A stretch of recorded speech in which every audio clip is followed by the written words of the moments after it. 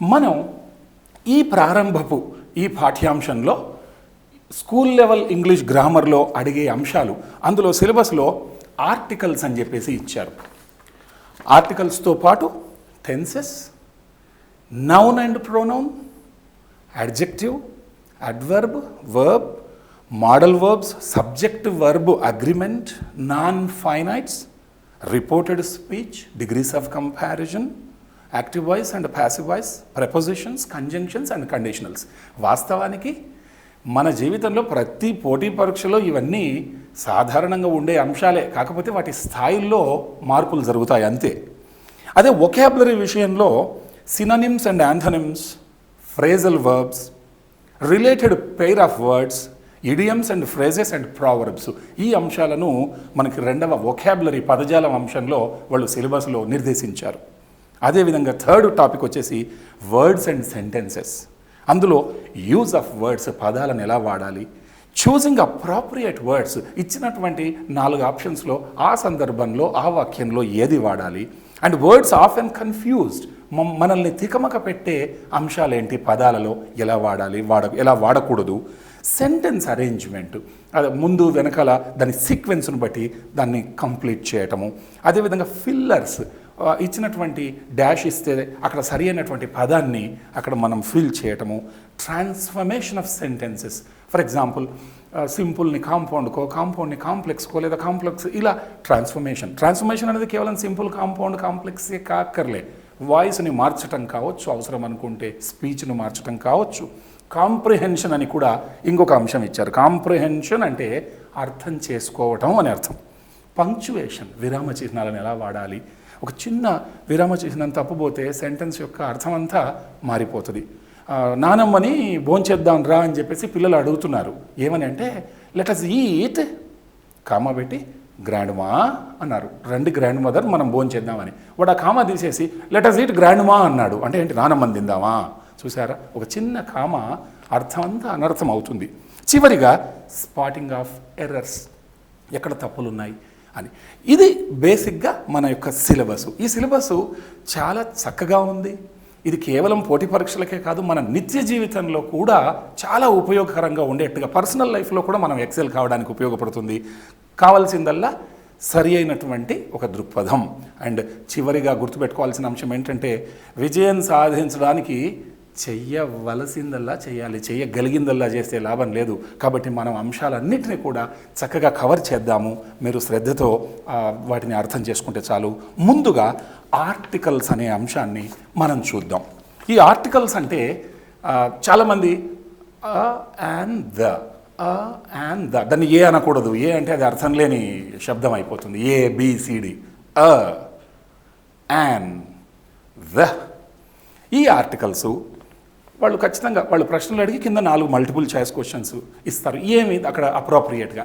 నిజానికి ప్రతి ఒక్కరు కూడా ఆర్టికల్స్ విషయంలో ఏదో కొద్దిగా గొప్ప అది నేర్చుకొని దాన్ని వదిలేస్తారు. ప్రతి పరీక్షలో ఏదో అర్థం కాని విషయంగా మిగిలి ఉంటుంది. ఇది కేవలం fill in the blanks exercises ఎన్ని ప్రాక్టీస్ చేస్తే అంత బాగా అర్థమవుతుంది. చాలామందికి తెలియని అంశం ఏంటంటే, ఆర్టికల్స్ అంటే లిటిల్ జాయింట్స్ అని అర్థం. చిన్న అతుకు, లిటిల్ జాయింట్. మరి ఎక్కడొస్తాయి ఇవి? ఆర్టికల్స్ అనేవి నామవాచకానికి ముందు వాడాలి, ఒక నౌనుకు ముందు వాడాలి. ఇప్పుడు ఉదాహరణకు బుక్ ఉంది, అదొక నౌను, ఆ బుక్ అంటాం. యాపిల్ ఉంది, ఒక నామవాచకం, ఎన్ యాపిల్ అంటాం. అవసరమైతే ఒక నది ఉంది, Ganga, the Ganga river.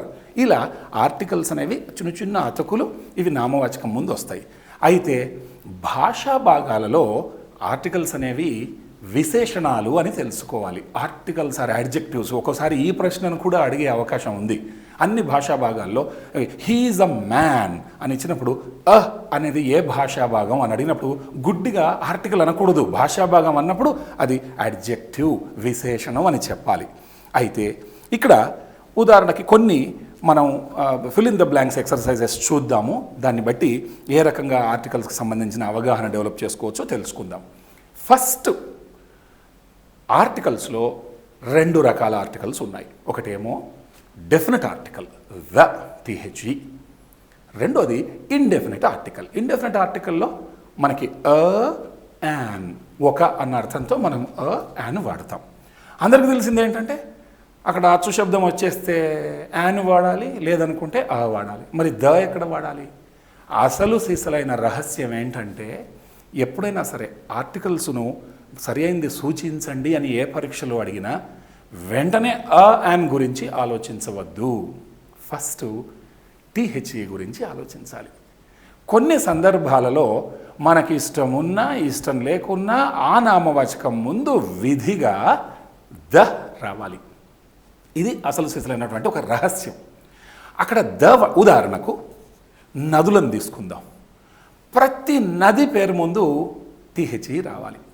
The Ganga, the Krishna, the Yamuna, the Godavari.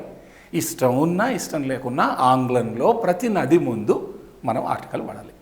కాబట్టి అక్కడ గంగా అన్నప్పుడు మనము కాన్సనెంట్ ఉంది కాబట్టి ఆ అందమా లేకపోతే ఎన్ అందమా? No no no no no ముందు టీహెచ్ఈ గురించి ఆలోచించాలి. అదొక లిస్ట్ ఉంటుంది. ఆ లిస్టులో లేని పదాలు అయినప్పుడు అప్పుడు యాన్ గురించి ఆలోచించాలి.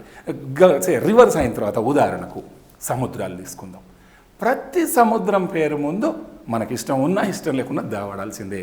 The bay of Bengal, the red sea, the black sea, the dead sea, మృత సముద్రం, ద డెడ్ సీ. ఇలా ప్రతి సముద్రం, మహాసముద్రాల పేర్ల ముందర కూడా ఖచ్చితంగా టీహెచ్ఈ వాడాలి. The Indian ocean, the Pacific, the Atlantic. ఇలా చూసారా, నదులు, సముద్రాలు, మహాసముద్రాలు. ఆ మాటకు వస్తే దిక్కులన్నిటి ముందు టీహెచ్ఈ రావాలి. The sun rises in the east, the sun sets in the west, the west. So ఇలా డైరెక్షన్స్ ఏ డైరెక్షన్ కావచ్చు, సబ్ డైరెక్షన్ కావచ్చు. The north east, the south west. ఇలా ప్రతి దిక్కు ముందు కూడా టీహెచ్ఈ వాడాలి. ఇలా ఆ లిస్టును మనం కూలంకషంగా తెలుసుకోవాలి. ప్రతి సంగీత సాధనం ముందు టీహెచ్ఈ రావాలి. The flute. Do you know how to play the flute? Do you know how to play the tabla? He plays the guitar very well. అతను గిటారు చక్కగా వాయిస్తాడు. The guitar, the tabla, the bulbul tara, the veena, the harmonium. ఇష్టం ఉన్నా ఇష్టం లేకున్నా సంగీత సాధనాల ముందు THE ఖచ్చితంగా వాడాలి. అదేవిధంగా ప్రతి రైలు పేరు ముందు ఖచ్చితంగా వాడాలి. ద రాజధాని express, the Shatabdi express, the Konark express.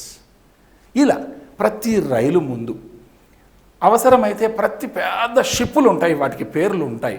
Titanic ఒక షిప్పు, దాన్ని ఉట్టిగా టైటానిక్ అనకూడదు. It is the Titanic, the Titanic. లేకుంటే ద డూచ్ ల్యాండ్, ఇంకొక షిప్ పేరు ద డూచ్ ల్యాండ్. తర్వాత మనకి ఆకాశంలో కనపడే ఈ గ్రహాలన్నిటి ముందు ఖచ్చితంగా టీహెచ్ఈ వాడాలి. ఉదాహరణకు మనం నవగ్రహాలే తీసుకుందాం. The mercury, the Venus, the earth, the Jupiter, the Saturn, the Neptune. ఇలా కేవలం ఈ గ్రహాలే కాదు, మనిషి తయారు చేసి పంపించిన ఉపగ్రహాలైనా సరే ఖచ్చితంగా వాడాల్సిందే. ఆ శాటిలైట్స్ అన్నీ కూడా. ఇప్పుడు సపోజ్ ద మూన్, ఇది న్యాచురల్ శాటిలైట్. అదే ది అగ్ని, లేదనుకుంటే ద విరాట్. ఇలా ఎలాంటి మనకి ఈ స్పెషలైజ్డ్ శాటిలైట్స్ వీటికి. తర్వాత అద్వితీయంగా ఈ ప్రపంచంలో ఉండే అంశాలు ఏవైనా సరే, ఆకాశం ఒక అద్వితీయమైనది. So the sky, the cosmos, the universe. ఇలా రెండవది ఉండదు, అదే ప్రత్యేకమైనది, అద్వితీయమైనది. ద్వితీయము కానిది అద్వితీయమైనది. సో అలాంటి సందర్భంలో కూడా టీహెచ్ఈ రావాలి. పర్వతాలన్నీ ఒక శ్రేణిలో వరుసలో ఉన్నప్పుడు బహువచన రూపంలో ఖచ్చితంగా రావాలి. ఉదాహరణకు ద హిమాలయాస్ అంటే హిమాలయ పర్వత శ్రేణులు, ద వింధ్యాస్, ద సాత్పురాస్, ఇలా ద వెస్టర్న్ ఘాట్స్. ఇలా బహువచన రూపంలో ఉండే పర్వతాల వరుస, దానికి కంపల్సరీ వాడాలి. ఇలా టీహెచ్ఈని ఎక్కడెక్కడ వాడాలి అనేది ముందు తెలుసుకోవాలి అభ్యర్థులు. సో గుడ్డిగా అక్కడ ఆర్టికల్స్ వాడండి అంటే వెంటనే యాన్ ఇలా వెళ్ళకూడదు. టీహెచ్ఈ వాడే సందర్భమా ఇది చూడాలి ఫస్ట్. అది కాదు అనుకున్నప్పుడు దెన్ అ, అండ్. ఈ రెండింటి గురించి ఆలోచించాలి. తర్వాత చాలామంది ఏమనుకుంటారంటే ఏఈఐఓయులతో స్టార్ట్ అయితే నామవాచకము యాన్ వాడాలి. ఎన్ యాపిల్, ఎన్ అంకుల్, ఇలా ఎన్ అంబ్రిలా, ఇలా. అలా కాకుండా కాన్సనెంట్తో ఏదైనా నామవాచకం స్టార్ట్ అవుతే అక్కడ అ వాడాలి. అ book, a girl, a man, ఇలా అనుకుంటారు. అయితే ఇది కొంతవరకే కరెక్ట్. అక్కడ కేవలం ఏఈఐఓయులు ఉన్నంత మాత్రాన యాన్ వాడక్కర్లేదు. అక్కడ శబ్దం ప్రధానం. అచ్చు శబ్దం, హల్లు శబ్దం. ఏఈఐఓయు లేకుండా కూడా అక్కడ అచ్చు శబ్దం రావచ్చు.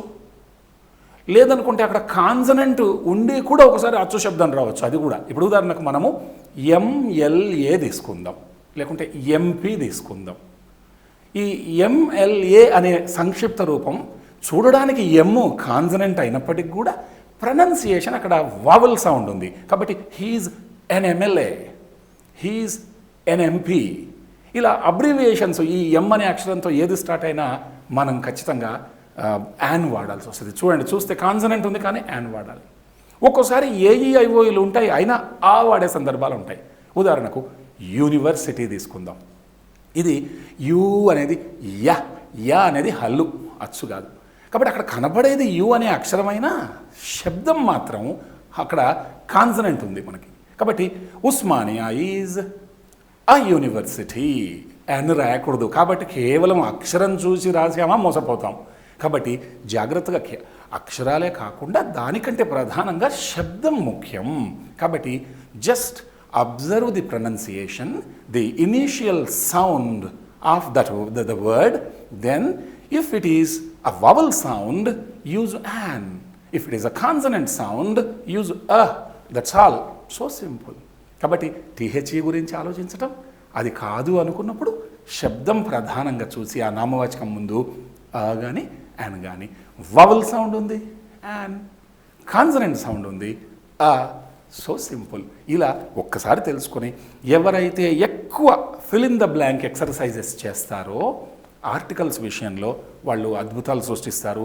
ఎక్కడ కూడా మిస్టేక్ లేకుండా వాళ్ళు రాయగలుగుతారు. ఇక్కడ కొన్ని ఉదాహరణలు చూద్దాం. మీరు ట్రై చేయండి, తర్వాత నేను కూడా ఆన్సర్ చెబుతాను, మనం చెక్ చేసుకుందాం ఆర్టికల్స్. ఇక్కడ నేను 10 ప్రశ్నలు అడుగుతాను. Number 1, English is one of dash important languages in the world.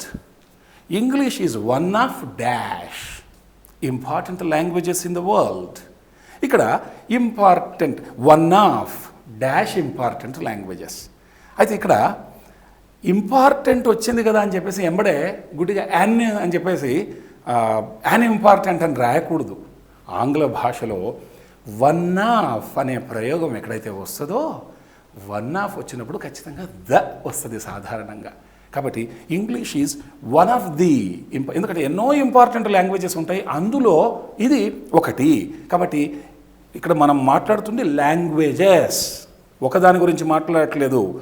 One of the important languages, ఎన్నో ముఖ్యమైన భాషలలో ఇది ఒకటి. కాబట్టి వన్ ఆఫ్ ఎక్కడొచ్చినా దాదాపుగా టీహెచ్ఈ మాత్రమే వాడాల్సి వస్తుంది. అయితే ఒక సందర్భం, for example one of my books, one of his brothers, ఇలా మై, అవర్, వన్ ఆఫ్ తర్వాత మై, అవర్, యువర్ ఇలాంటి పదాలు వస్తే తప్ప ఎప్పుడు టీహెచ్ఈ రావాలి. కాబట్టి English is one of the important languages in the world. Here THE అనేది కరెక్ట్ జవాబు. Number 2, steel is dash useful metal. Steel is dash useful metal. ఇక్కడ యూస్ఫుల్ మెటల్, ఉపయోగపడేటటువంటి లోహాలలో ఉక్కు కూడా స్టీల్ కూడా ఒకటి. సో ఇక్కడ యూస్ఫుల్ మెటల్, యూ అనేది చూడడానికి అక్షరము అచ్చు అయినప్పటికీ కూడా ప్రొనౌన్సియేషన్ చూడండి, యూ, యూస్ఫుల్. యా అనేది కాన్సనెంట్ కాబట్టి ఇక్కడ రావాలి, యాన్ రాయకూడదు. So steel is a useful metal. ఈ యూ అనే దీర్ఘం వచ్చే శబ్దాలు ఎక్కడొచ్చినా కూడా యూనివర్సిటీ, అ యూనివర్సిటీ, అ యూజ్ఫుల్ థింగ్, యూరోపియన్, అ యూరోపియన్, ఇలా. తర్వాత ఇంకొక ఉదాహరణ చూద్దాం. Is he dash honourable man in this town. ఈ టౌన్లో అతను ఒక గౌరవప్రదమైన వ్యక్తేనా అని అడగటం. ఇక్కడ ఆనరబుల్ అక్షరం హెచ్తో స్టార్ట్ అవుతుంది. HONOURABLE. Honourable man. Is he dash honourable man in this town. ఇక్కడ ఎంతోమంది గౌరవప్రదమైన వ్యక్తులు ఉంటారు, అందులో ఇతను ఒకడు. సో ఖచ్చితంగా ఆనరబుల్ ముందర ద వాడే సందర్భం కాదు. ఇక్కడ మనం యాన్ ఈ రెండిట్లో మనం చూస్ చేయాలి. అందులో ఆనరబుల్ మ్యాన్లో సాధారణంగా హెచ్ను సైలెంట్గా వాడుతూ దాని తర్వాత వచ్చే అచ్చును మనం ప్రొనౌన్స్ చేస్తాం. కాబట్టి honourable, not honourable, honourable. So an honourable man. నేను హానరబుల్ మ్యాన్ అనట్లే, honorable, an honorable man. So is he an honorable man in the town or in this town? ఇలా మనం an వాడాలి. This is the right answer. Number 4, dash young man can do many things. Dash young man can do many things. ఒక యువకుడు ఎన్ని పనులైనా చేయగలడు, ఏ పనైనా చేయగలడు. So ఇక్కడ which young man? Any young man and every young man. కాబట్టి ఇక్కడ young అన్నప్పుడు ఇక్కడ కాన్సనెంట్ సౌండ్ వస్తూ ఉంది. కాబట్టి ఆ young man can do many things. ఒక యువకుడు అంటే ఏ యువకుడైనా ఎన్నో పనులు చేయగలడు. సో రైట్ ఆన్సర్ ఈజ్ ఆ young man. Number 5, dash sky is blue. ఆకాశం నీలం రంగులో ఉంటుంది. ఆకాశం ఒక అద్వితీయమైన అంశం, ఒక ప్రత్యేకమైనది. కాబట్టి ఖచ్చితంగా THE రావాలి. The moon, the stars, the sun, ఇలా ద యురేనస్ లాగా ద స్కై, డైరెక్షన్, ఇవన్నిటి కూడా మనం ఖచ్చితంగా వాడాలని ఇందాక తెలుసుకున్నాం. కాబట్టి ద స్కై ఈజ్ బ్లూ. అలా THE is the right answer.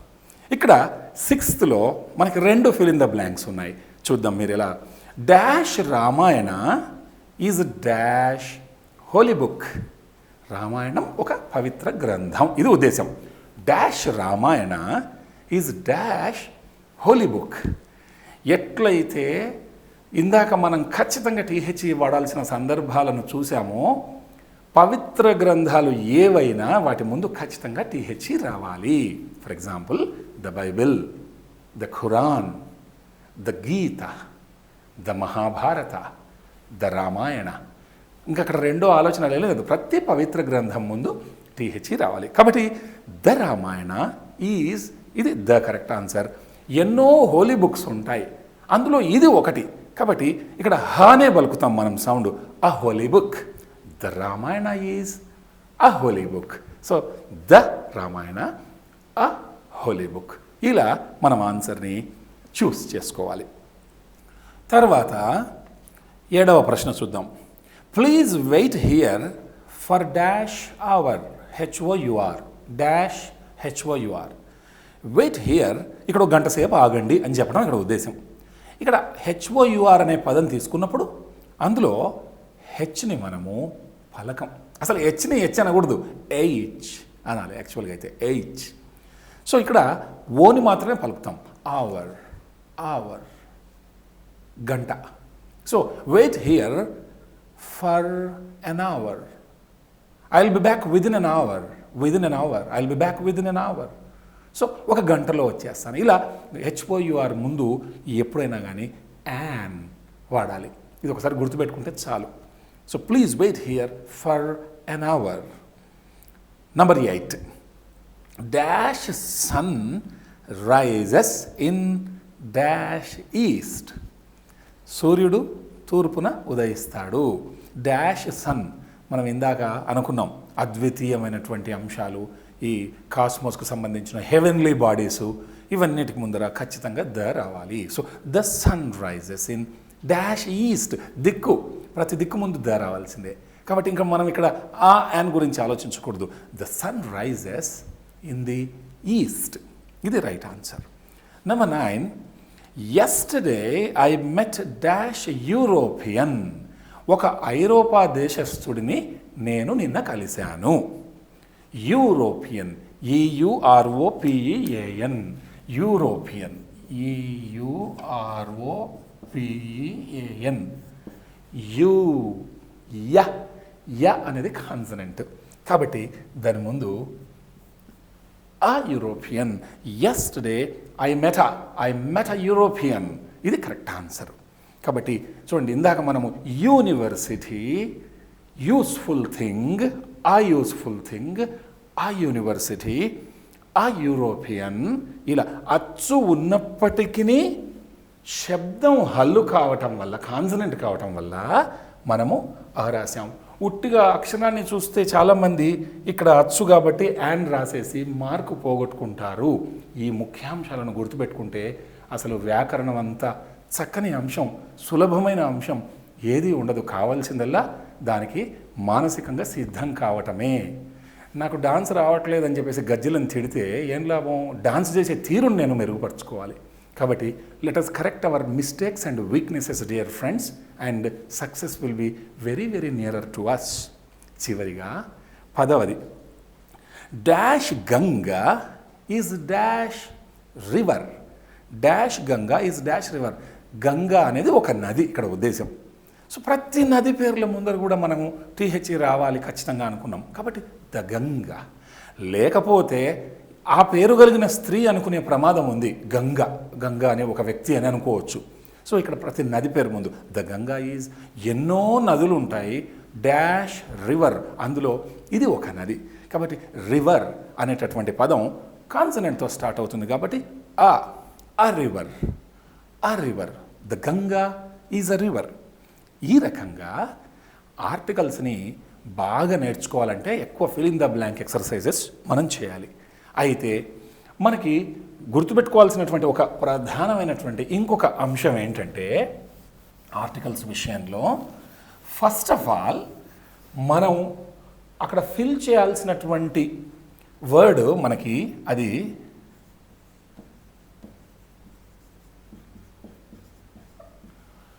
Common noun అయి ఉండి తీరాలి. కామన్ నౌన్ అంటే ఏంటంటే అవసరమైతే దానికి బహువచనం ఉంటుంది. Pen, pens, flower, flowers, apple, apples, bus, buses. బహువచనము ఏర్పడగలిగే నామవాచకాన్ని కామన్ నౌన్ అంటాం. మిగతా వాటికి బహువచనాలు ఉండవు. వాటర్ తీసుకుంది, వాటర్స్ అనలేం మనం. Rice, rices అనలేం.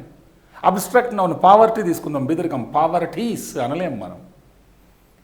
Furniture material, furnitures అనకూడదు మినహాయింపులు ఉంటే తప్ప. కాబట్టి కామన్ నౌన్ యొక్క తర్వాత ప్రాపర్ నౌన్ తీసుకుందాం. వెంకటేష్ ఒక మనిషి పేరు, వెంకటేషస్ అనడానికి లే.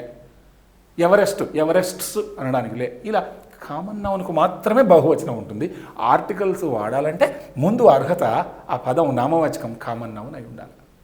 నెంబర్ 2, అది సింగులర్ నంబర్లో ఉండాలి. Singular number. సింగులర్ నంబర్ అన్నప్పుడు మనకి ఒక, యాన్ ఒక. దాని ప్లూరల్కి వాడవచ్చు, సింగులర్కి వాడవచ్చు. కాబట్టి ఇక్కడ మనం ఏమనుకోవచ్చు, ఈ గుణాలు మనకి ఆ కానీ యాన్కు కానీ పనికొస్తాయి. సింగులర్ నెంబర్ అయిన తర్వాత మనకి ఆ ఫస్ట్ సిలబుల్, ఇనీషియల్ సిలబుల్ సౌండ్ని చూడాలి.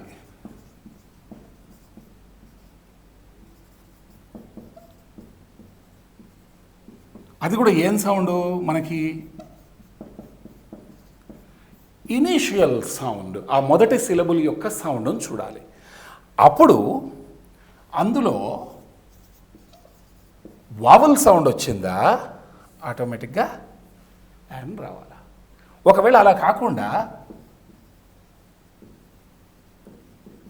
కాన్సనెంట్ సౌండ్ వచ్చిందా ఆటోమేటిక్గా రావాలి. That's it. So simple. ఆ యాన్. ఇవి కాకుండా టీహెచ్ఈని ఖచ్చితంగా వాడే సందర్భాలు కొన్ని ఉన్నవి. ఇందాక మనం చెప్పుకున్నట్టుగా ప్రతి వార్తాపత్రిక పేరు ముందు ద రావాలి. The Indian Express, the Hindu, లేదా the Times of India, the USA Today, the Wall Street Journal. ఇలా మనకు ఖచ్చితంగా టీహెచ్ఈ వాడే సందర్భాలు. ఒకవేళ ఆ టీహెచ్ఈ వాడిన తర్వాత అది కాదు అనిపించినప్పుడు ఆ యాన్ గురించి మాట్లాడితే కామన్ నౌనేనా, సింగులర్ నెంబరా, ఇనీషియల్ సౌండ్ ఎలా ఉంది, వవల్ సౌండా, కేవలం లెటర్ కాదు, ఇక్కడ ముఖ్యం sound is very very important, not the letter. ఉదాహరణకు మీరు ఎస్ఐ తీసుకోండి. ఇక్కడ చూడడానికి అక్షరం కాన్సనెంటే, చూడడానికి మనకేదో ఆ అనిపిస్తూ ఉంది, కానీ తప్పు. ఈ ప్రొనౌన్సియేషన్లో చూడండి, ఫొనెటిక్స్లో ఎస్, కాబట్టి ఎన్ఎస్ఐ. మనం అక్షరం చూస్తే మోసపోతాం, అక్షరం కాదు, శబ్దం ముఖ్యం. ఇది రావాలంటే ఫొనెటిక్స్, ఉచ్చారణ శాస్త్రం, ఆంగ్లంలో ఉండే 44 శబ్దాలను గనక ఒక 2-3 రోజుల్లో నేర్చుకోవచ్చు, అద్భుతంగా నేర్చుకోవచ్చు. సో మనకి రాకపోతే ఎవరైనా నిపుణుల దగ్గరికి వెళ్ళి, ఒక ఎక్స్పర్ట్ దగ్గరికి వెళ్ళి, సార్ నాకు 44 సౌండ్స్ నేర్పించండి, ప్రాక్టీస్ చేయటమే చాలా ఈజీ. ఇంత ఈజీ అని మీరే అంటారు.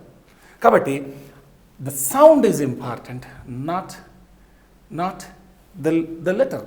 సో ఇది దీన్ని దృష్టిలో పెట్టుకొని అండ్ ఇంకా కాదనుకున్నప్పుడు టీహెచ్ఈ. సో ఫస్ట్ మనం నింపాల్సింది టీహెచ్ఈ కాదు అనుకున్నప్పుడు అప్పుడు ఈ పద్ధతుల ద్వారా అండ్ దగ్గరికి వెళ్ళాలి. ఇలా the more number of fill in the blank exercises that we do, the better we remember and we become experts in understanding or choosing the right answer for articles. So ఇలా మీరు ఒక మంచి ఏదైనా ఒక నిపుణులు సూచించినటువంటి ఒక అథెంటిక్ వ్యాకరణ పుస్తకాన్ని, ఎన్నో ఉంటాయి, ప్రతి దాంట్లో ఎక్సర్సైజులు ఉంటాయి, అందులో మీరు కాస్త పద్ధతులను పాటించి ఆర్టికల్స్లో కేవలం ఈ రెసిడెన్షియల్ పరీక్షకే కాదు, నిత్య జీవితంలో ఎప్పుడు ఎక్కడ ఆర్టికల్స్కి సంబంధించిన ప్రశ్నలు వచ్చినా ఇలా ఫోనెటిక్ సౌండ్స్ను దృష్టిలో పెట్టుకొని ఈ ప్రాథమిక సూత్రాలను పాటిస్తే తప్పనిసరిగా మంచి ఫలితాలు వస్తాయి. We wish you all the success with regard to articles and all. Next మనకి ఇచ్చినటువంటి బేసిక్ ప్రొఫిషియన్సీ ఇన్ ఇంగ్లీష్లో నెక్స్ట్ అడిగే స్క్రీనింగ్ టెస్ట్లో అడిగే అంశం టెన్సెస్. ప్రతి ఒక్కరికి ఇంగ్లీష్ అనగానే మొదలయ్యేదే టెన్సెస్. అయితే టెన్స్కి ఇంకొక అర్థం ఉంది. ఒకటేమో కాలము, భూతకాలమా, భవిష్యత్తా, వర్తమాన కాలమా, కాలము. తర్వాత ఇంకొకటి కంగారు అని అర్థం. టెన్స్, ఎందుకు అంత టెన్స్ అయిపోతున్నారు మీరు, why are you tensed up అంటాం. సో టెన్సెస్ని కరెక్ట్గా నేర్చుకుంటే ఆ టెన్షన్ పడాల్సిన పని ఉండదు. కాబట్టి మనకు కావాల్సింది అటెన్షన్, టెన్షన్ కాదు, కావాల్సింది అటెన్షన్ పే చేసే వాళ్ళకి టెన్సెస్ వస్తాయి. మనందరికీ తెలుసు, మనకేంటి ఫస్ట్ మొదటిది ప్రజెంటు, దాని తర్వాత పాస్ట్. యాక్చువల్గా ఇంగ్లీష్లో 2 టెన్సెస్ ఉంటాయి, ప్రజెంట్, పాస్ట్, అంతే. ఫ్యూచర్ అనేది కూడా నిజానికి ఆంగ్లంలో ప్రజెంట్ టెన్స్లో ఒక అంతర్భాగం, కానీ కన్ఫ్యూజ్ కాక్కర్లేదు, దాన్ని కూడా మనము ఫ్యూచర్ అని నేర్చుకుందాం. అది నేర్చుకున్న వాళ్ళు ఎట్లయితే ఫ్యూచర్ అనేది ప్రజెంట్ టెన్స్ను వాడుతూ, సహాయక క్రియను వాడుతూ తయారవుతుంది, అలా పాస్ట్కు సంబంధించి ఇంకొకటి ఉంది, conditional.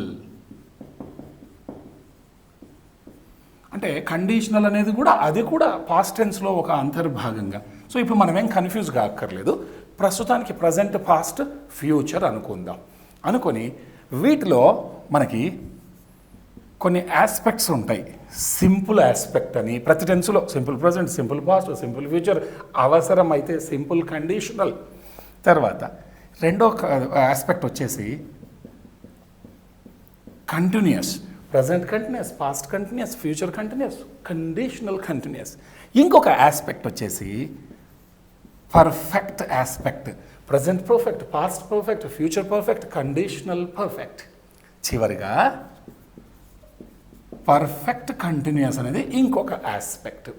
Present perfect continuous, past perfect continuous, future perfect continuous, conditional perfect continuous. ఇలా మనకి 4 టెన్సెస్, 2 ముఖ్యమైన టెన్సులు, అందులో అంతర్భాగాలు కలుపుకుంటే మొత్తం 4. ఇక్కడ 4 ఆస్పెక్ట్స్, అంటే మొత్తం టోటల్గా మనకి ఇక్కడ 16 వాక్యాలను మనం ఇక్కడ తయారు చేయవచ్చు. సో ఇప్పుడు కండిషన్స్ను సపరేట్గా తెలుసుకుందాం. No confusion. ప్రస్తుతం ప్రజెంట్, పాస్ట్, ఫ్యూచర్, ఈ ఆస్పెక్ట్స్ అంటారు వీటిని.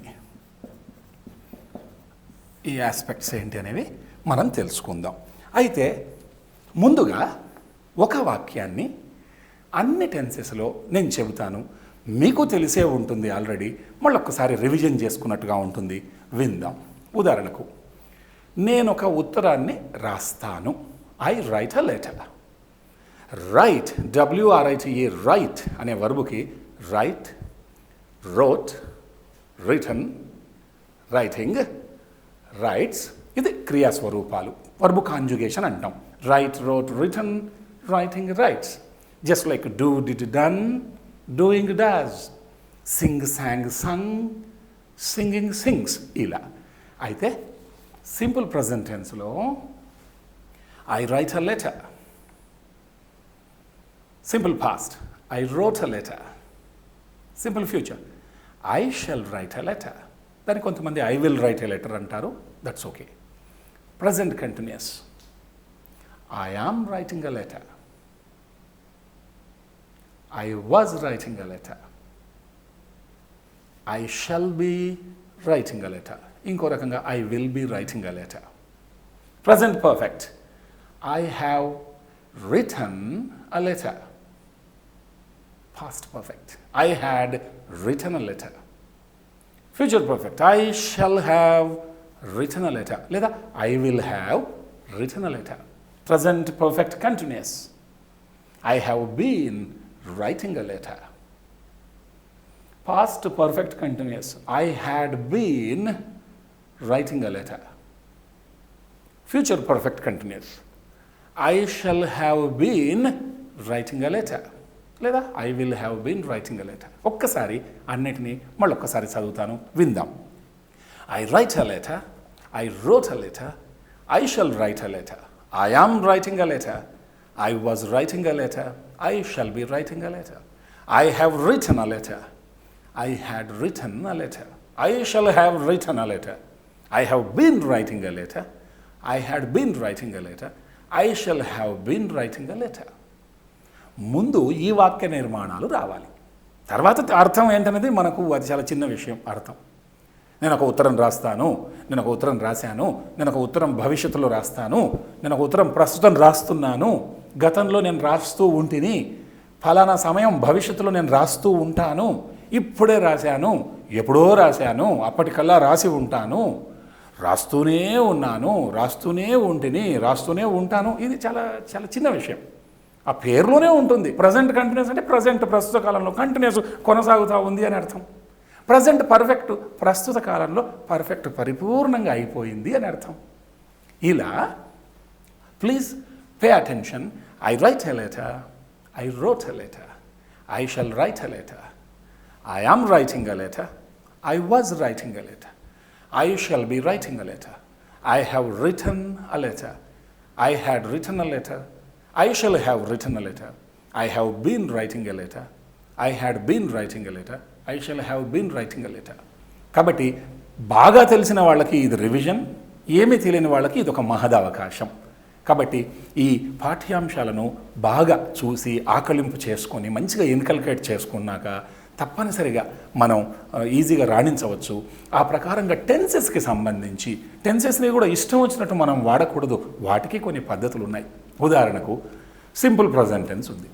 సింపుల్ ప్రజెంట్ అనేది నిత్య సత్యాలను చెప్పడానికి the sun rises in the east, లేకుంటే అలవాటుగా మనం చేసేది. For example every day I take coffee, sometimes I take milk. Every day ఇది నాకు అలవాటు. సో ప్రతి అలవాటుని మనం సింపుల్ ప్రజెంట్ టెన్స్లో చెబుతాం. లేదనుకుంటే మనకి ఏదన్నా ఫ్యూచర్లో ప్లాన్ ఉంటే కూడా భవిష్యత్తు వాడకుండా సింపుల్ ప్రజెంట్ టెన్స్లోనే చెప్పొచ్చు. Next week I go to Delhi.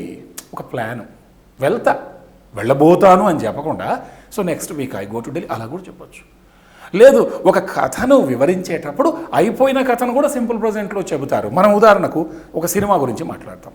మనం వెళ్ళింటాం, చూసింటాం, కథ అయిపోయి ఉంటుంది. కానీ ఎలా చెప్తామంటే the hero comes like this, the heroine comes like this, the villain comes from there, they fight and they sing a song. చూడండి, అంత అయిపోయింది. అయినా గడిచిపోయిన దాన్ని కూడా మనం వివరించేటప్పుడు సింపుల్ ప్రజెంట్ టెన్స్ వాడతాం. లేదా క్రికెట్ లాంటి మ్యాచెస్లో ఈ రన్నింగ్ కామెంటరీ, ఈ వ్యాఖ్యానాన్ని కూడా, for example now the batsmen is ready, the bowler takes the ball, he comes from the pavilion and he runs and the ball goes to 6. అంత simple present టెన్స్లో చెబుతున్నారు. ఇలా ఒక్కొక్క టెన్స్కి సూత్రం ఏంటి, ఆ టెన్స్ని ఎన్ని సందర్భాల్లో వాడతారు, దాని మినహాయింపులు ఏంటి, ఒక్కొక్క టెన్స్ని వేరే టెన్సెస్తో ఎలా లింక్ చేసి చెప్పాలి, ఇది టెన్సెస్కి సంబంధించిన ప్రధానమైనటువంటి అంశం. మనం కొన్ని ఉదాహరణలు చూద్దాము. ఆ ఉదాహరణలు చూసిన తర్వాత అతి సులభంగా మనకి గుర్తుపెట్టుకోవటం ఈజీ అవుతుంది. ఇక్కడ 4 ఆప్షన్స్ ఇచ్చారు. అందులో సూటబుల్ ఆన్సర్ ఏంటనేది మనం గుర్తుపట్టాలి. ఏదో ఒక క్లూ ప్రశ్నలోనే ఉంటుంది. ఆ ప్రశ్నలో క్లూ లేకుండా మనం ఎలా ఆన్సర్ రాయగలం? ఉదాహరణకు ready, I dash cricket every day. 4 options ఇచ్చారు. I dash cricket every day. 1 play, 2 plays, 3 playing, 4 none of them. Play, plays, playing. I dash cricket every day. ఇక్కడ ఐ ప్లే క్రికెటా, ఐ ప్లేయింగ్ క్రికెటా, I plays క్రికెటా, none of them. Simple present టెన్స్లో I play cricket every day, నేను ప్రతిరోజు cricket ఆడతాను. ఇక్కడ every day అని ఉన్నందుకు అక్కడ సింపుల్ ప్రజెంట్ టెన్స్ వాడాలి. అది అలవాటు. ప్లేస్ అనేది ఎక్కడ వాడతాము? He plays, she plays, it plays అని థర్డ్ పర్సన్ సింగులర్ నెంబర్కి వాడతాం. ప్లేయింగ్ ఎక్కడ వాడతాం? I playing cricket. Helping verb లేకుండా వర్బు రాదు, కాబట్టి ఐ ప్లేయింగ్ అనేది wrong grammar. None of them అంటే ఇక్కడ మనకి సరైన ఆన్సర్ ఏంటంటే I play cricket every day. So ఉన్నటువంటి క్రియలలో ఎవ్రీడే అనేది అలవాటు కాబట్టి ప్లే అనేది కరెక్ట్ సూటబుల్ వర్బు. ఇది సరైన టెన్స్. నెంబర్ 2 ఇక్కడ చూద్దాం. My friend Raju dash movies always. My friend Raju dash movies always. ఇక్కడ ఏమిచ్చారంటే 1 watch, watch movies always, watches movies always, don't watch movies always, none of the above. My friend Raju అంటే నేను కాదు, నా స్నేహితుడు. నా స్నేహితుడు అంటే third person singular number he అన్నట్టు. So he dash movies always. Always అనేది ఇక్కడ క్లూ వర్డ్, ఎప్పుడు అలవాటు ఆయనకి. ఏంటట my friend Raju, Raju watch movies ఆల్వేసా, హీ షీ ఇట్లకి ఎస్ వస్తుంది సింపుల్ ప్రజెంట్ టెన్స్లో. కాబట్టి వాచ్ తప్పు. Raju watches, Raju watches movies always, ఎప్పుడు చూస్తాడు. My friend Raju don't watch. My friend అనే హీకి డజంట్ వాచ్ రావాలి, డోంట్ వాచ్ కాదు. నన్ ఆఫ్ ది అబౌవ్ అంటే దీన్ని బట్టి third person singular number subject వచ్చినందుకు ఇక్కడ వాచెస్, ఎప్పుడు సినిమాలు చూస్తాడు అన్న అర్థంతో my friend Raju watches movies always, watches is the right answer. 3 we dash that the earth is round. We dash that the earth is round. భూమి గుండ్రంగా ఉందని మనకు తెలుసు. ఇక్కడ 1 knows, KNOWS, 2 are knowing, 3 know, none of the above. అంటే we knows that the earth is రౌండా, we are knowing that the earth is రౌండా, we know that the earth is రౌండా, నన్ ఆఫ్ ది అబౌనా. We know that the earth is round. We అనేది first person plural number, మనకు తెలుసు కాబట్టి వీకి KNOW, we know. This is the right answer. We knows, we are knowing. అసలు knowing అనే పదాన్ని కంటిన్యూస్లో వాడకూడదు. None of the above. So no, we know that the earth is round is the right answer. So కాస్త దృష్టి పెడితే, సునిశ్చితమైనటువంటి దృష్టి పెడితే ఏ ప్రశ్న ఏమాత్రం ఇబ్బంది కాదు. దీని తర్వాత నెంబర్ 4 ట్రై చేద్దాం. He dash the BA degree examination in 1968. He dash the BA degree examination in 1968. 1968లో BA డిగ్రీని అతడు డాష్. ఇక్కడ ఏమిచ్చారు? Number 1 pass, 2 passes, 3 passed, 4 passing, pass, passes, passed, passing. So 1968 అనేది ఎప్పుడో జరిగిపోయింది కాబట్టి ఇది పాస్ట్, గడిచిపోయిన భూతకాలం. కాబట్టి ఇక్కడ simple past tense will be the right answer. He passed the BA degree examination in 1968. ఏదైనా ఒక పాస్ట్ టైం రెఫరెన్సు, ఉదాహరణకు 1968 లేదనుకుంటే ఎస్టర్డే, లేకుంటే 1 అవర్ ఎగో, లాస్ట్ వీక్, ఇవన్నీ కూడా పాస్ట్ టైం రిఫరెన్సెస్, గడిచిపోయిన కాలాన్ని సూచించే క్లూస్ ఇవన్నీ. ఎక్కడ పాస్ట్ టైం రెఫరెన్స్ వస్తుందో ఇంకా ఏం ఆలోచించక్కర్లే, అక్కడ సింపుల్ పాస్ట్ మాత్రమే వాడాలి. ఇది ఒక క్లూ అభ్యర్థులకు. Past time reference. Yesterday I dash to a movie, vent, అంతే. అక్కడ simple past. I had gun అనకూడదు. పాస్ట్ టైం రెఫరెన్స్ ఉంటే చాలు మన క్లూ, అది సింపుల్ పాస్ట్ అని అర్థం. సో ఇక్కడ 1968 అన్నప్పుడు హీ పాస్డ్, అది. సో హీ పాసెస్, ఇంకా పాస్ అవుతాడు. 1968 అయిపోయిందిగా. హీ పాసింగ్ ఏంటి, అట్లీస్ట్ హీ ఈజ్ పాసింగ్ అనాలి. ఇది అన్గ్రామాటికల్. కాబట్టి past is the right answer. Number 5, Maria dash her homework last night. బాగా ఆలోచించండి. అంటే ఇక్కడ ఆమె ఇంటి పని చేసింది అని అర్థం అక్కడ ఉద్దేశం. Maria do her homework, did her homework, does her homework, doing her homework. So last night అనేది నిన్న రాత్రి ఆమె తన హోంవర్క్ కావచ్చు లేదా హౌస్ హోల్డ్ వర్క్ కావచ్చు, అది పూర్తి చేసింది.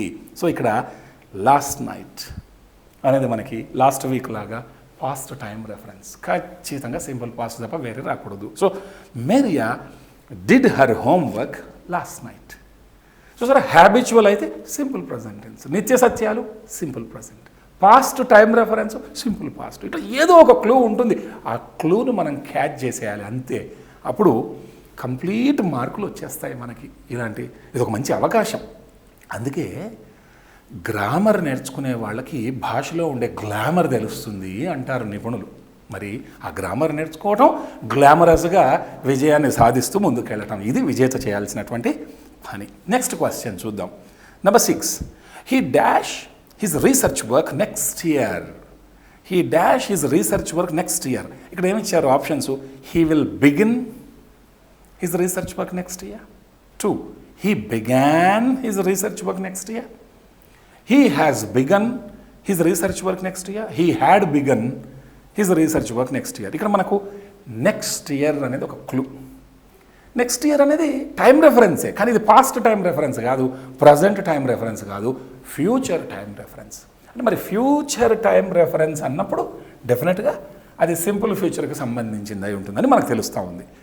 అంటే అతడు తన పరిశోధన పనిని వచ్చే సంవత్సరం బిగిన్ అనే వర్బ్ ఇచ్చాడు. అంటే ప్రారంభిస్తాడు. కాబట్టి మనకి ఫ్యూచర్ రెఫరెన్స్ ఏముంది? Next year. కాబట్టి హీ విల్ బిగిన్ అనేది correct answer. He began, next year began ఏంటి? ప్రారంభం చేశాడని. హీ హ్యాస్ బిగన్ అంటే ఇప్పుడిప్పుడే బిగిన్ చేశాడు, నెక్స్ట్ ఇయర్ రానేలేదు, ఎట్లా బిగిన్ చేస్తాడు? He had begun next year, ఎప్పుడో బిగిన్ చేశాడట, నెక్స్ట్ ఇయర్ రానేలేదు. So right answer is he will begin his research work next year. So ఇక్కడ నెక్స్ట్ ఇయర్ అనే ఫ్యూచర్ టైం రెఫరెన్స్ ఉండటం వల్ల హీ విల్ బిగిన్ అనేది, will begin is the right verb form. Number 7, don't disturb me, I dash now. Don't disturb me, I dash now. I studied now. I studies now. I am studying now. I had studied now. Now అనేది మనకి ఇక్కడ clue. ప్రస్తుతం, నన్ను disturb చేయొద్దు, నేను ప్రస్తుతం dash, చదువుకు సంబంధించి. అంటే ఏమన్నట్టు, నేను ప్రస్తుతం చదువుతున్నానే కదా. సో ఇక్కడ ఐ స్టడీడ్ నౌ, ఇప్పుడు నేను చదివాను కాదు. ఐ స్టడీస్, హీ షీట్లకి స్టడీస్ వస్తుంది, ఐకి రాదు. ఐ యామ్ స్టడీయింగ్ నౌ, నేను ఇప్పుడు చదువుతూ ఉన్నాను. Present continuous, I yam studying now. I had studied, past perfect అది. కాబట్టి నవ్ అన్నటువంటి ప్రజెంట్ టైం రెఫరెన్స్ ఉండటం వల్ల అది ప్రజెంట్ కంటిన్యూస్లో ఉండాలి, ప్రస్తుత కాలంలో కొనసాగుతున్న ప్రక్రియ. So don't disturb me, I am studying now, it is the correct answer. Number 8, while I dashed the TV, the telephone rang. The telephone rang. Telephone మోగింది. ఎప్పుడు మోగింది? గడిచిపోయిన కాలంలో. అర్థమైపోతుంది. While I dashed the TV, the telephone rang. So నేను TV, ఇక్కడ watch అనేది ఇచ్చారు. అంటే ఎప్పుడు మోగింది టెలిఫోను? టీవీ చూస్తున్నప్పుడు. అంటే టెలిఫోన్ మోగింది అనేది పాస్ట్ టైం కాబట్టి మనం ప్రజెంట్ కంటిన్యూస్లో పెట్టడానికి వీలు లేదు. ప్రజెంట్ కంటిన్యూస్లో, ఇప్పుడు ఉదాహరణకు ప్రజెంట్ కంటిన్యూస్ అంటే ప్రస్తుతము జరుగుతున్న పని. మరి పాస్ట్ కంటిన్యూస్ అంటే పాస్ట్ గతంలో, కంటిన్యూస్ కొనసాగుచున్న ప్రక్రియ. అంటే గడిచిపోయిన కాలంలో ఒక నిర్దిష్టమైన సమయంలో ఒక పని జరుగుతూ ఉండేను అన్నట్టు. సో అంటే ఇక్కడ while I was watching the TV the telephone rang. నేను టీవీ చూస్తూ ఉండిన సమయాన టెలిఫోన్ మోగింది. సో ఇక్కడ వాడు ఏమిచ్చాడంటే మనకు options, while I watching the TV, ఇది wrong grammar. While I am వాచింగో, ఐ వాజ్ వాచింగో, ఐ షెల్ బి వాచింగో ఉండాలి. కాబట్టి అది 1 కాదు. While I am watching the TV the telephone rang, ఇలా ప్రజెంట్ కంటిన్యూస్ సింపుల్ పాస్ట్ ఇట్లా లింక్ కావు, కాబట్టి అది రాంగ్. While I was watching the TV the telephone rang, ఇది అప్రోప్రియేట్ ఆన్సర్. ఇంకోటి ఏమి ఇచ్చాడు, while I have watched the TV, నేను టీవీ చూశాను టెలిఫోన్ మోగింది. ప్రజెంట్ పర్ఫెక్ట్ను సింపుల్ పాస్ట్ను కలపకూడదు ఎప్పుడు కూడా. ప్రజెంట్ పర్ఫెక్ట్ అంటే ఇప్పుడు అయిపోయిన పని. ఐ హ్యావ్ జస్ట్ కమ్, నేను ఇప్పుడే వచ్చేసా. దే హ్యావ్ జస్ట్ గాన్, వాళ్ళు ఇప్పుడే వెళ్ళారు. దాన్ని సింపుల్ పాస్ట్తో లింక్ చేయకూడదు. కాబట్టి మనం ఇక్కడ గుర్తుపెట్టుకోవాల్సింది ఫ్రెండ్స్, సింపుల్ పాస్ట్ను పాస్ట్ కంటిన్యూస్ను అవసరమైతే ఈ 2 వాక్యాలను కలిపి చెప్పొచ్చు. ఉదాహరణకు, yesterday when I went to my friend's house, went past, yesterday past, when I went to my friend's house he was playing cricket. నేను నా స్నేహితుడి ఇంటికి వెళ్ళిన సమయాన అతను క్రికెట్ ఆడుచూ ఉండేను. So simple past past continuous link అవుతాయి, అవి కలిసి కలిసి వెళ్ళొచ్చు. when I went to my friend's house he was playing cricket yesterday. ఇలా లేదనుకుంటే 2 పాస్ట్ కంటిన్యూస్లను కూడా కలిపి చెప్పొచ్చు. ఉదాహరణకు ఇప్పుడు సపోజ్ రాత్రి అయిందని సమయం అనుకుందాం. ఉదయం అమ్మ వంటింట్లో అంటే కిచెన్ రూమ్లో ఫుడ్ ప్రిపేర్ చేస్తూ ఉండిన సమయాన నాన్నగారు వార్తాపత్రిక చదువుతూ ఉండిరి. అంటే సైమల్టేనియస్గా ఇద్దరు ఒక్కొక్క పని చేస్తూ ఉండిరి. అప్పుడు ఎలా చెప్తాం, when in the morning, today morning, while mother was preparing food in the kitchen, father was reading the newspaper. She was cooking, he was reading. అలా జరుగుతూ ఉండిన సమయాన ఇలా ఇంకొక పని జరుగుతూ ఉండేను. ఇలా పాస్ట్ 2 పాస్ట్ కంటిన్యూస్లను కూడా కలపవచ్చు. కాబట్టి ఇక్కడ while I was watching the TV the telephone rang, ఇది కరెక్ట్ ఆన్సర్. టీవీ చూస్తూ ఉండిన సమయాన. సో వాచ్ ద టీవీ అనాలి, see the TV saw the TV అన్నట్టు కాదు. సీ ద టీవీ అంటే ఇట్లా చూడటం. కాబట్టి వాచ్ అన్నప్పుడు ప్రోగ్రామ్ను చూడటం. తర్వాత ప్రోగ్రామ్ చూసేది కూడా ఫలానా ప్రోగ్రామ్ టీవీ అన్నప్పుడు టీవీలో చూసామన్నప్పుడు, టీవీలో చూసామంటే I watched the Ramayana in the TV అనకూడదు, ఆన్ ద టీవీ అనాల. ఆన్ ద టీవీ అంటే on the screen of the TV అని అర్థం. కాబట్టి we watched the Ramayana on the TV అనాలి. అంతే తప్ప టీవీ ఎక్కి కూర్చొని చూసినట్టు కాదు. ఇలా చిన్న చిన్న సులువైనటువంటి అంశాలను ఆంగ్లేయులు ఎట్లా వాటిని వాడతారు, దాని అర్థం ఏంటి, మనం దీన్ని మన నేటివిటీకి ఎలా అర్థం చేసుకోవాలి. ఇప్పుడు ఉదాహరణకు స్పీక్ టాక్ అంటాం. ఇంగ్లీష్ వాళ్ళు ఏం చేస్తారో స్పీక్ టాక్ వాడినప్పుడు టు వాడతారు. I'm speaking to you, talking to you. మనం ఏమనుకుంటాం, స్పీకింగ్ విత్ యూ అనుకుంటాం, టాకింగ్ విత్ యూ అంటాం. ఆంగ్లేయుడికి అది తప్పు. ఒక్కసారి వాళ్ళ ట్రెడిషన్స్, లేకుంటే వాళ్ళ పద్ధతులు, వాళ్ళ కల్చరు, లేకుంటే ఈ విషయాన్ని ఎన్ని రకాలుగా వాడతారు కొంచెం మనం అర్థం చేసుకుంటే అద్భుతాలు సాధించవచ్చు. అసలు విన్స్టన్ చర్చిల్ అన్నారు, ఇంగ్లాండ్ ప్రధానమంత్రి, ఈ ప్రపంచంలో అత్యుత్తమమైన ఆంగ్లం అతి కొద్ది సంఖ్యలో ఉండే భారతీయులు వాడతారు అన్నాడు. ఎంత గొప్ప కాంప్లిమెంట్స్ అండి. మనం ఇంగ్లీష్ అంటే భయపడతాం, కానీ the best English the world is used by few intellectuals of India. Winston Churchill English వ్యక్తి అయ్యి ఉండి, నోబెల్ గ్రహీత అయ్యి ఉండి, బ్రిటన్ ప్రధానమంత్రి అయ్యి ఉండి మనకి ఇంత కాంప్లిమెంట్. మరి మనం ఎంత మోటివేట్ కావాలి. సో ఈ మనం భాషను అద్భుతంగా మనం రాణించి అందులో ఉండే విషయాలు తెలుసుకొని ఇంకా ఇంట్రెస్టింగ్గా ఇవి మీకు తెలిస్తే నలుగురికి చెప్పండి. మీ ఇంట్లో ఉండే తమ్ముడికి చెప్పండి, లేకుంటే పక్కింట్లో ఉండే ఫ్రెండ్కి చెప్పండి. You teach them, you discuss such things with your friends so that you will learn it and you will remember it better. Nice. Next అంశానికి వెళ్ళిపోదాం. My examinations are over. Tomorrow at this time I dash by train. My examinations are over. Tomorrow at this time I dash by train. నా పరీక్షలు అయిపోయినాయి. రేపు ఈ సమయానికి నేను రైలులో డాష్ అక్కడికి ప్రయాణం చేయటం. సో ఇక్కడ ఏమేమి ఆప్షన్స్ ఇచ్చాడు చూడండి. My examinations are over. Tomorrow at this time I dash by train. I am traveling by train. I have travelled by train, I shall be travelling by train, I travels by train.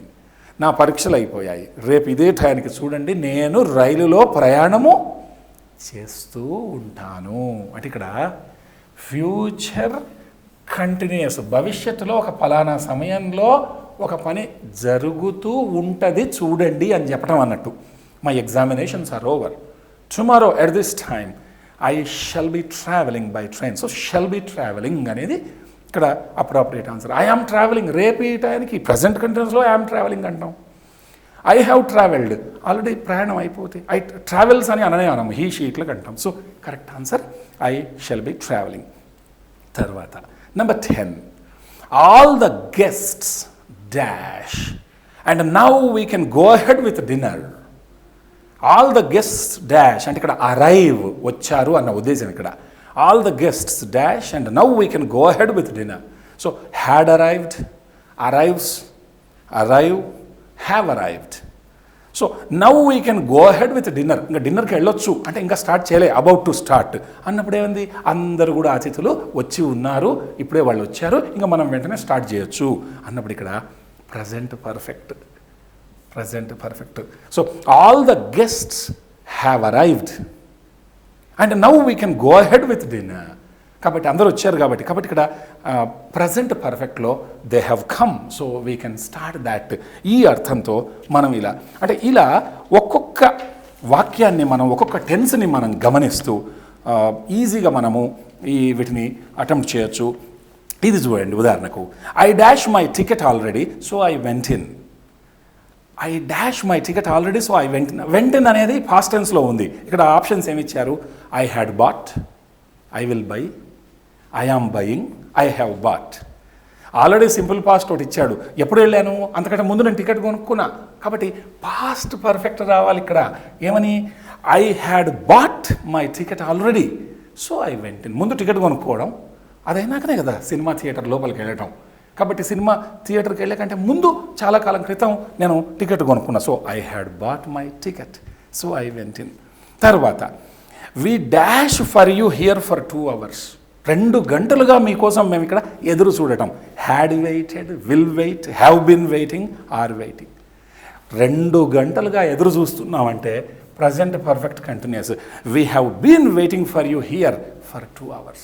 Present perfect continuous రావాలి. We have been waiting here for 2 hours. So had waited, will wait కాదు, are waiting కాదు, we have been waiting.